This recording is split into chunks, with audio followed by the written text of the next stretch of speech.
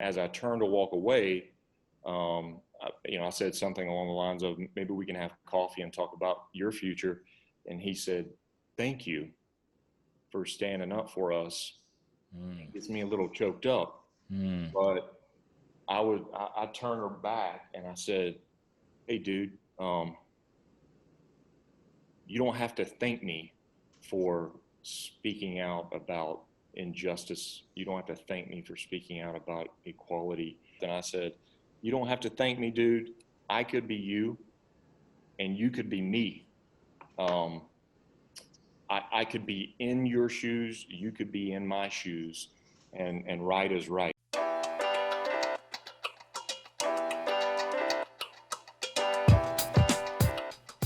Hello, everyone, and welcome to Join the Convo. Today, we're continuing our conversations around race relations in the U.S. with my very good friend, Nate Hybl. Nate is founder of Gusto, a restaurant chain in the Atlanta metro area. He's a former NFL quarterback, and he's an emerging thought leader in the Atlanta community. In today's episode, we're going to explore Nate's personal journey to becoming an advocate for change, both in his personal and professional lives. And we'll also discuss his ability to just lean into those hard conversations at any table. Nate, thanks for being here today. And Nate, part of what makes you such an interesting guy is your diverse background. Why don't we start there? Tell us a little bit about yourself. Well, first of all, thanks for having me on here, man. It's an honor, Fred, to join you. I love the work you're doing. I am from a small town in South Georgia. Ended up being decent enough to go on and play college ball. Went to Georgia, then actually transferred to the University of Oklahoma. Okay. Boomer Sooner. And made it to the next level off and on for 3.5 years with the Cleveland Browns, with the Jacksonville Jaguars. And very few folks make it to that level, even in backups capacity. So very proud of that. But currently most proud of a brand that we're building. 6 years ago, launched a brand called Gusto, and here in Atlanta. And which is where you and I met, right? We met in the early days of Gusto. Yeah, I met you. You were a customer, and I was working the line, and we just connected. But being from South Georgia, being in a lot of locker rooms, having black men and women in my life as long as I can remember, and now being a teammate to at least 150 black men and women. I'm striving to be a compassionate leader, striving to be a servant leader. And if anybody asks, well, why in the world am I in this conversation? I can't sit still. I can't be quiet in this moment of opportunity, in this moment of growth. And this is why I wanted you to be on the show, was because I know that you are on day in and day out working to exemplify what it's like to be an advocate. And I know it's not easy, but I want to take things all the way back to the beginning. So you said you grew up in small town Georgia. Tell me what it was like growing up in a small town in Georgia, and how that impacted your views on racial equality. Well, I think I was very naive growing up, very ignorant, very, very protected, and certainly understood that segregation still felt like a very real thing, and that there was a black side of town, and then everything else. But just small town America in general, it's so weird, especially since I'm an athlete, that black and white, they come together on Friday nights, and then they go their separate ways. Now when I go back to small town America, like, not much has changed, man. Not much has changed. And why do you think things haven't changed? I think progressive minds, a lot of them end up leaving small towns, migrating to bigger towns. I think there's less of a growth mindset. And the older I get and go back, and I'm not putting my town under a microscope, but it's sad. And I'm proud to be in Atlanta where things are dynamic right now, and real change, you can feel it. You and I have a close friendship. And so you share things with me and I share things with you. We've had many of these open conversations. But the other morning, you and I were having a discussion about a Facebook post that really got us both fired up, right? And I want to read just a couple excerpts from this Facebook post, and then I want you to share with us how you felt when you heard this, okay? All right. So it's an open letter to NFL players. And it starts out by saying, you graduated high school in 2011. Your teenage years were a struggle. You grew up on the wrong side of the tracks. Your mother was the leader of the family and worked tirelessly to keep a roof over your head and food on your plate. Academics were a struggle for you, and your grades were mediocre at best. The only thing that made you stand out is you weighed 225 pounds and could run a 40-yard dash in 4.2 seconds while carrying a football. Your best friend was just like you, except he didn't play football. Instead of going to football practice after school, he went to work at McDonald's for minimum wage. And then it goes on to talk about the life that this football player had and the life that his friend had. Football player got drafted into the NFL, big $10 million contract. The friend went into the army and went to war, right? And it picks up at the end by saying to the players of the NFL, we are the people who buy your tickets, watch you on TV, and wear your jerseys. We anxiously wait for Sunday so we can cheer for you and marvel at your athleticism. Although we love to watch you play, we care little about your opinions until you offend us. You have the absolute right to express yourselves, but we have the absolute right to boycott you. We have tolerated your drug use and DUIs, your domestic violence, and your vulgar displays of wealth. We should have been ashamed for putting our admiration in your physical skills before what is morally right. But now you have gone too far. You have insulted our flag, our country, our soldiers, our police officers, and our veterans. You are living the American dream, yet you disparage our great country. I am done with the NFL and encourage all like-minded Americans to boycott the NFL as well. So Nate, you and I read that. I would love to hear what as a former NFL player, and as Nate, what your reaction was when you read this. I sent you the post because I got really fired up because it felt like it violated. Forget the flag, forget kneeling. I understand the point that this person was trying to make, but it really upset me because it felt like it just violated human rights. It felt like it was dipping into a household and a livelihood that this person knew nothing about. Mm-hmm. It was assuming DUIs and beatings, and it almost sounds like you're talking about prisoners or slaves, or you know what I mean.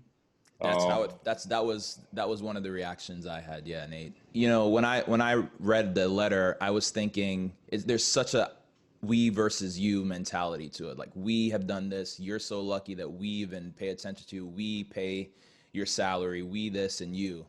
Where's the unity in that message? It's such a us versus. And yeah, you mentioned slavery, and I don't know that I take it that far, but there's certainly an entertainment aspect to it where we don't necessarily see you as equal. We see you as someone who's there to entertain us, and that's it. Once you stop entertaining us, you've now moved into another lane. That's our lane, right? And that's not going to be okay with us. And you also mentioned something just now, Nate, about losing control. Could you talk a little bit about what you mean by losing control?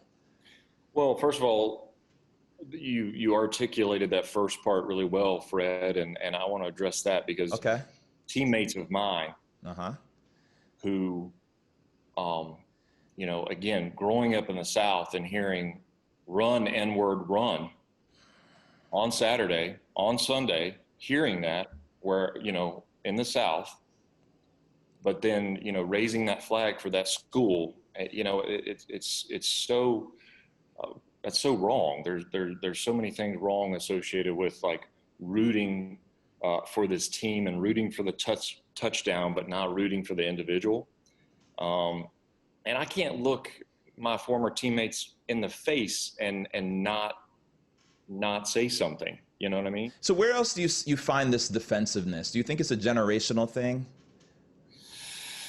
I mean, in general, when we sat down with all of our team members and we have listening sessions, the defensiveness is I've found the first reaction from any white person, including myself. You know, I said in our last talk that this is the first defense, you know, like the first reaction is to make it about yourself, which is missing the point completely, and say, I've done this and I'll do that, and stop, you know, stop coming at me. But I think we're at a moment where we're asking, I feel like the Black community is asking for the acknowledgement of a Delta that has not, from 1969, done one of these, where we're all on a level playing field, but maybe has done one of these. And of course, this is just a graphic, but there, right now, at a minimum, there has to be you know, an acknowledgement of discrepancy, and that's an acknowledgement of privilege from somebody sitting in my skin. And the defensiveness from, I would use the older generation as an example, especially the news channels and the propaganda that just poison with fear. Like they just stoke the fires of fear that most of the time isn't even real.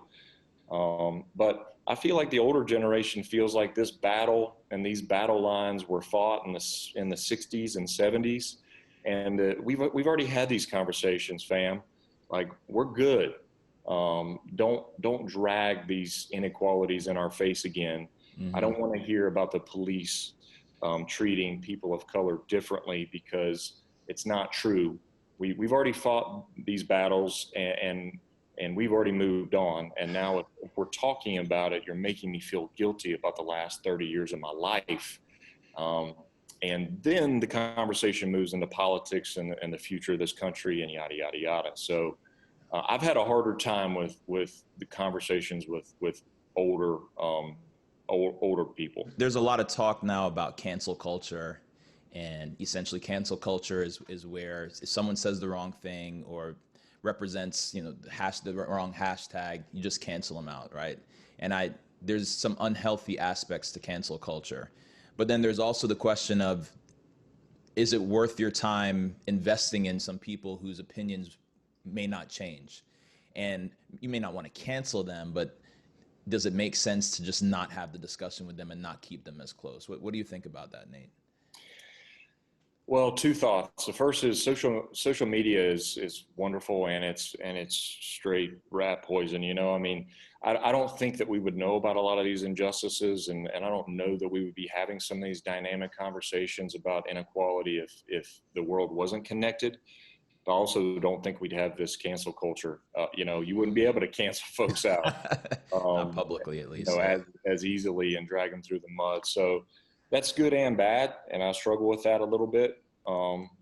But you know that I like to talk about growth. At Gusto, we're all about a growth mindset, and our purpose is to intentionally foster growth.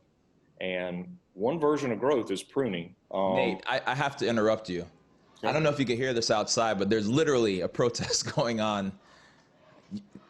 You could probably hear it. Can you hear it, Nate? Man, that's inspirational, man. That's wow, dude. I almost want to go capture this real quick, but wow. So I can't really hear you because they're literally outside my door yelling. What are they saying? Are they protesting New York rent? They're saying Black Lives Matter.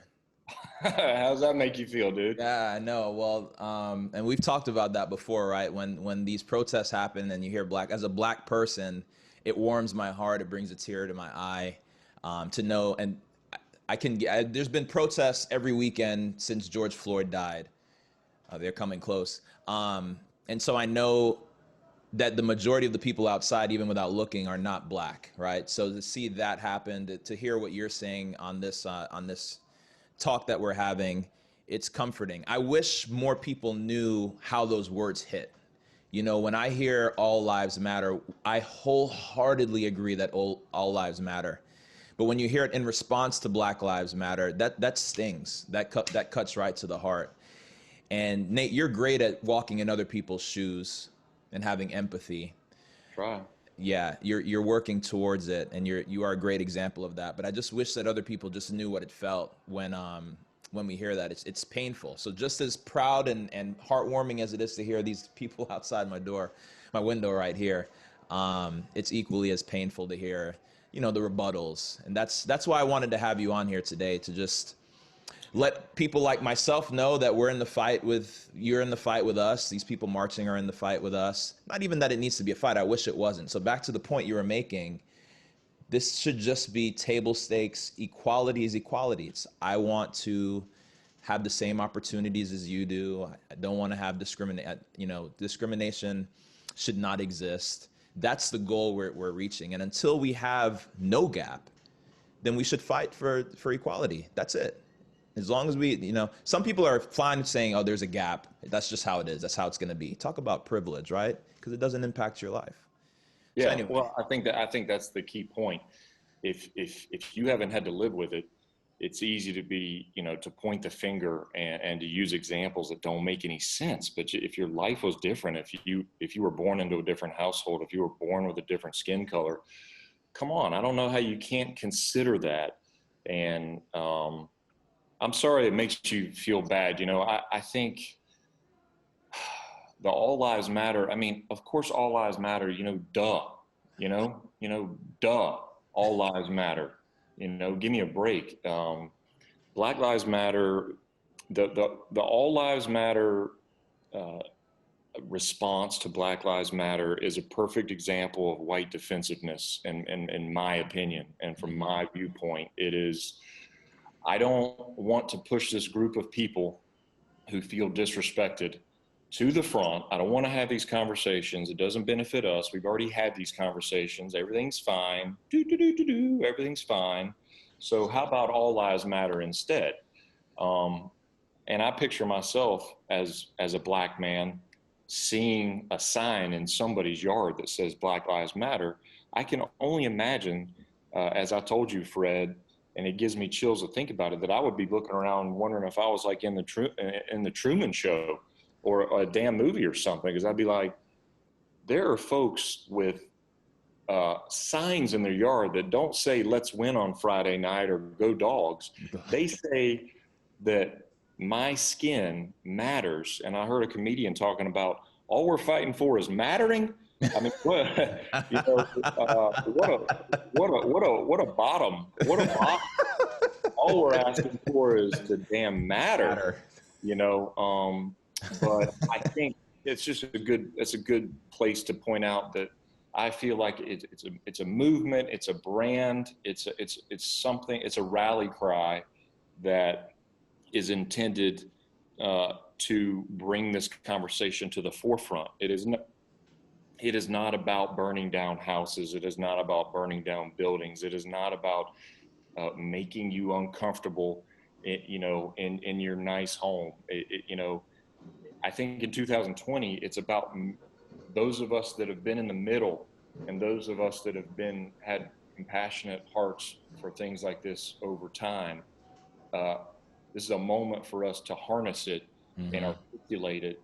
And I wrote down the note, Fred, that, just calling somebody out in conversation.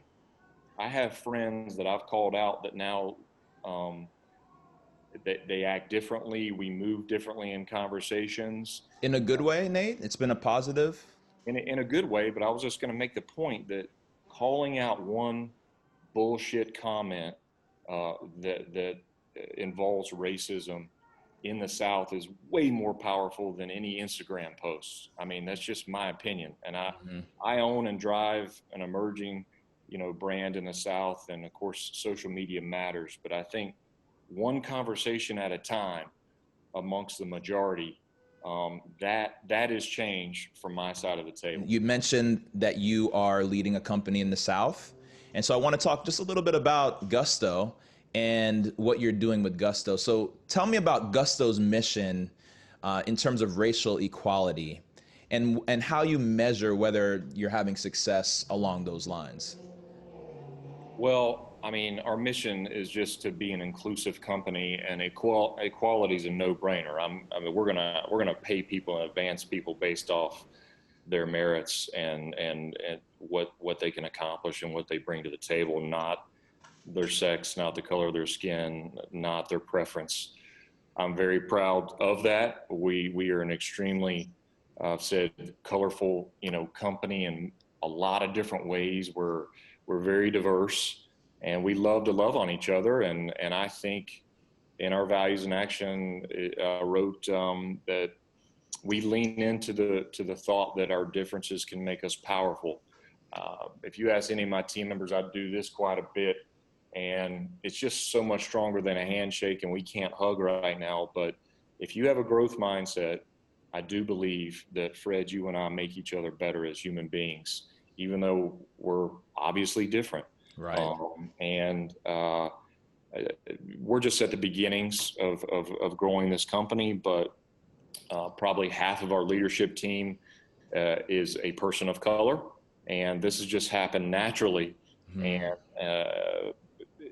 I hate to even there's no chessboard in terms of we need a woman or we need a black man. We just hope to attract at Gusto. We're all about positive vibes, a healthier way of living, and inclusivity. And we continue to attract better and better talent.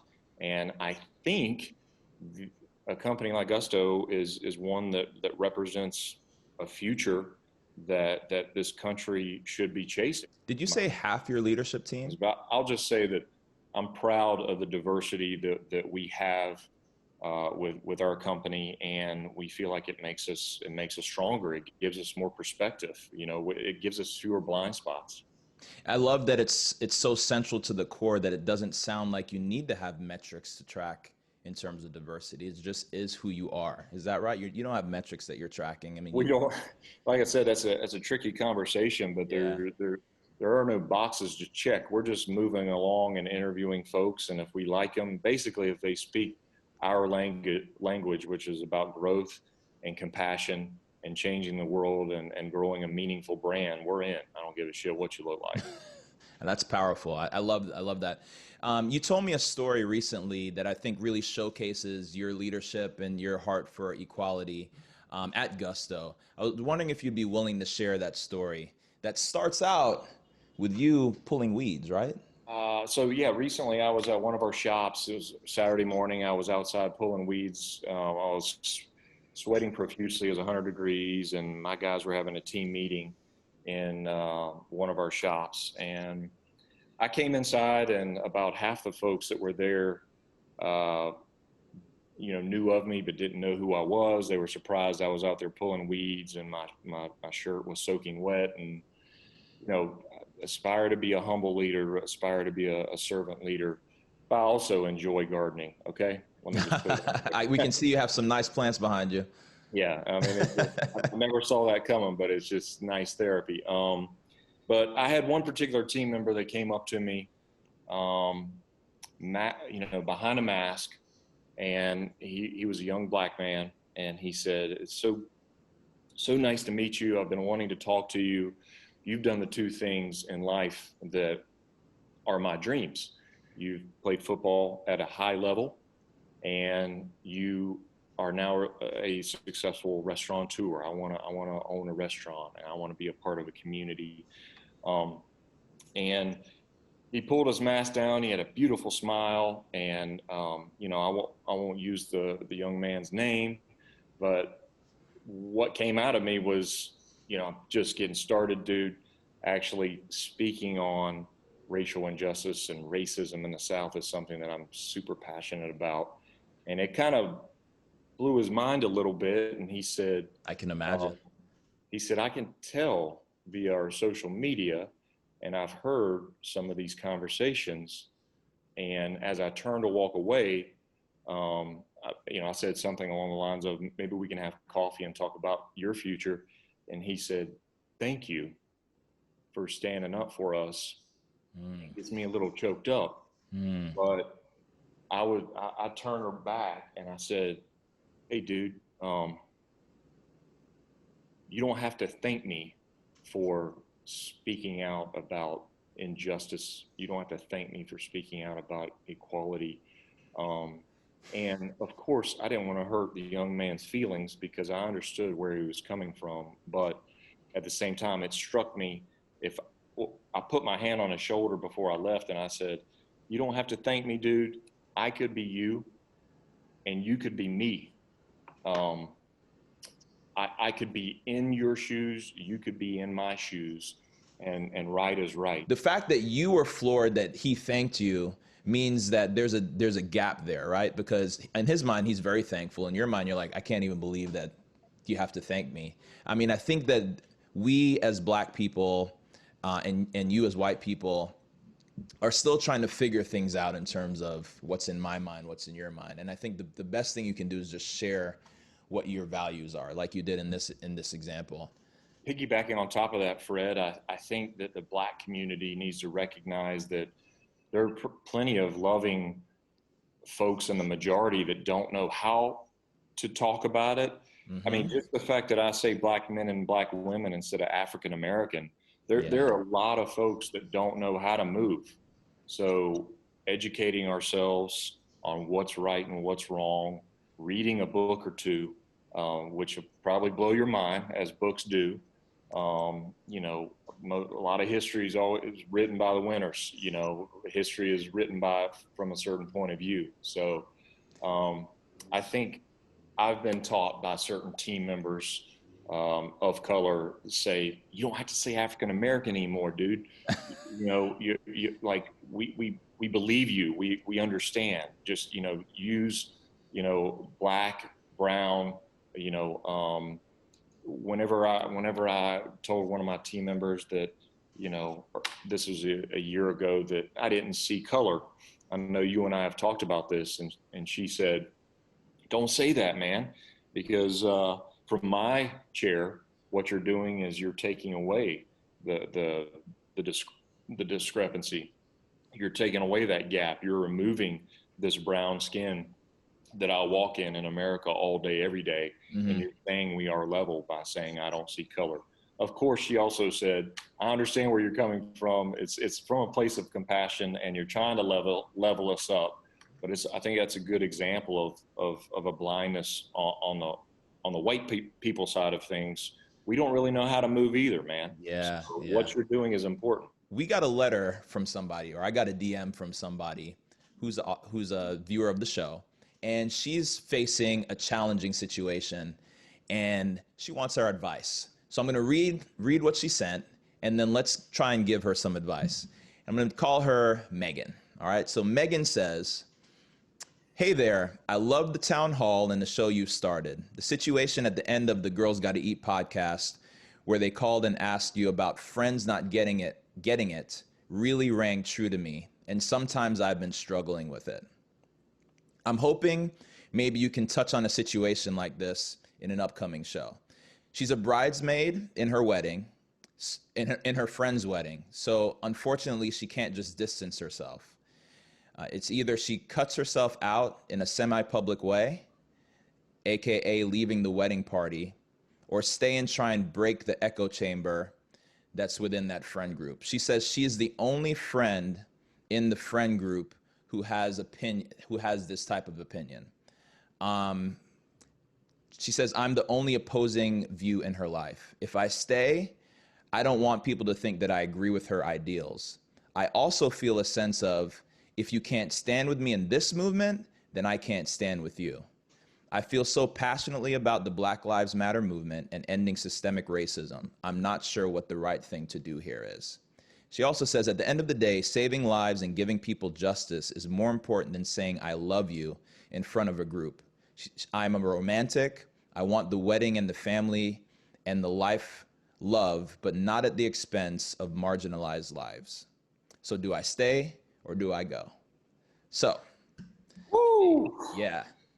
Oh man, I mean, this is a tough one, and her last couple lines were right on to say that I believe in love and I want to believe in this relationship, but these things are bigger human rights questions. I mean, that's a pickle, and I think it's a great example, especially here in the South, Fred, because I've certainly been involved with weddings and looped into families that I probably didn't agree with. And generally, a wedding is something where you just kind of put all that stuff on the side and you hugs and kisses and Mm-hmm. blessings and love, and you kind of cover it up. From my perspective, um, I think that Megan should unapologetically lean in to how she feels. Um, Again, it doesn't mean that she has to burn down a church or go join the Black Panthers. Um, but I think being confident uh, in her position, Mm-hmm. being brimming with confidence. You know, Megan in this particular situation, if I was in her shoes, I would try to avoid any me versus the room. Mm-hmm. But if anything was said or came out that hurt my heart, you know, in terms of racism or inequality, I think Megan has to speak up, and I think she has to just live in that awkwardness. She has to live in that moment, and So flat out, Nate, there may you be think growth. she should stay in the wedding party and attend the wedding? I mean, obviously, it's a very complicated example, but in my view, I don't know that she needs to tuck tail and run and say, all you people are full of hate. I can't be a part of this, because I don't know if that's true or not. Yeah. But my advice would be remain in the wedding, but have the tough conversations every single time they come up, Mm-hmm. and stand firm in that confidence, and and fall in love a little bit more with fighting for the underdog. You Mm-hmm. know, that's kind of again where I get some of the magic for me is, you know what, you arrogant, you know, son of a gun. Uh, I don't have to apologize for this awkwardness. I Mm-hmm. don't have to feel weird about this anymore. You know, I'm on the right side of this argument, and I'm gonna sit in this pool and grow. So as I'm reading the message, I've read it many times. It feels to me that in her heart, she wants to do one thing, and that is to step away from the wedding and not be a part of it. And it really, in my mind, comes down to, does she think that the bride and everyone else involved is in a position at any point in the future to change their views? Or are they steadfast firm? And if they're steadfast firm, and she, from a conscious standpoint, just could not feel as though she can be a part of that, I would be okay with her not going to the wedding. You and I agree on one thing. She needs to have an honest conversation. So there's a way to do things and a way not to do things, right? If she makes a big dramatic scene and says, I'm not coming to this wedding because all you guys are this, and that, I wouldn't recommend that. But she needs to have an honest as her message was to us. Honest as in, I don't know what to do, but I'm really struggling, especially in this time, and I believe this, you believe that, and I just think it'd be best if I step away from the wedding. I still love you, XYZ. I would fully support her not going to the wedding if they are firm in their position. If they're not firm in their position in any way, I think it's more powerful for her to stay and fight and be an advocate in those conversations, like you said, because her not being a part of those conversations is not going to help the echo chamber at all. They're just going to reinforce their opinions. They need to have someone in there to shake things up and show them a different viewpoint. So she can do a lot of good being a part of it, but not if it's going to lead to constant fights, and then not if she doesn't think it's gonna move the needle. So it's a little bit of depends on my end, but I can tell in her heart she doesn't want to go, and I would support that decision if she felt like there's no way they changed their minds. Well, I can hear the bride right now saying, "You're so selfish, and this is my day, and this is our love, and you know this is why this is a great example." And she goes, "What about what about hundreds of thousands of other human beings' lives that should be pulled more to the forefront, and we should be having these conversations? I just can't, in good faith, be in the same room with Uncle Timmy, who is always, you know, racist, and he's a part of the wedding party. You know, I just can't put myself in that. But at the same time, like I said, I don't think it's being weak by chipping away at small conversations in a very authentic manner.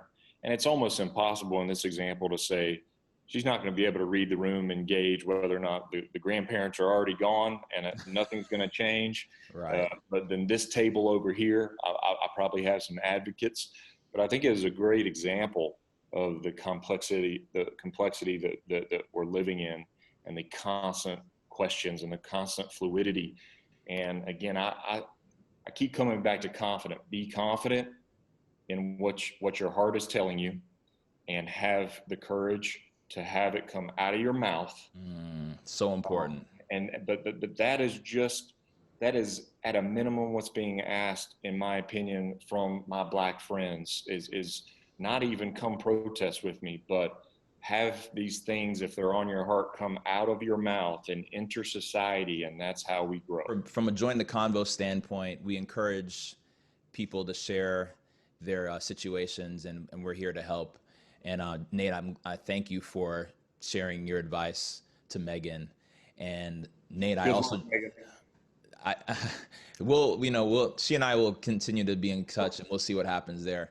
But Nate, more importantly, I just want to thank you for spending the time here with us today. Nate, I know this topic has been burning. We've been speaking about these things for years, but I also know it takes courage and vulnerability to come out in public and share your opinion, especially as a business owner. And I just want to recognize that and thank you for taking the time to have this conversation. And I know you and I are planning on continuing this conversation, perhaps in this format in the future, and I really look forward to doing that.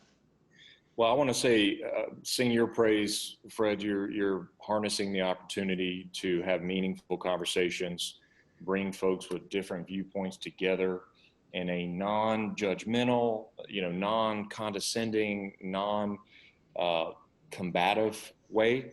If folks can listen with soft ears and have any inkling of growing, or at least hearing the other side of the argument, that is the last thing we do nowadays in 2020.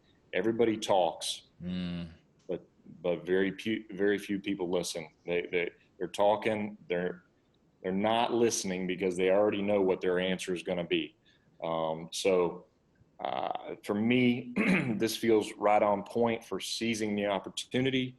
And like I said at the beginning, Fred, I didn't write racial injustice and police brutality and American politics and socioeconomics and early business plans. I was just trying to make something work. I was just trying to birth a brand. Well, I'm in the human being management business, being in the restaurant business. We have 250 plus employees as we continue to grow. So it feels like I no longer am hiding behind, a football helmet. I no longer am. We played pretty good today, Coach. I'm thankful for my O-line. We're talking about real life shit. Talking about things that matter. And I think considering someone else's eyeballs and perspective is the foundation for that. And I'm certainly not perfect, learning every single day, but there is a passion in there. And we've seen that passion, Nate. I just want to thank you again, Nate. It's been a great conversation. So that's it, guys. If you're interested in learning more about how to navigate these discussions, I suggest the books How to Be an Anti-Racist by Ibram X. Kendi and Black and White by my friends Tisha Hadra and John Hambrick, who joined us for the original town hall. And so when you find yourself in a challenging conversation or on the fence about whether to say something or not, remember the words from my man Nate. Think about what's in your heart and think about who you're standing up for, and let that carry you forward. I hope to see you on the next episode of Join the Convo. If you enjoyed this message, please share it with a friend, and absolutely want to stay in touch with you, so follow us on Instagram. And until then, guys, take care.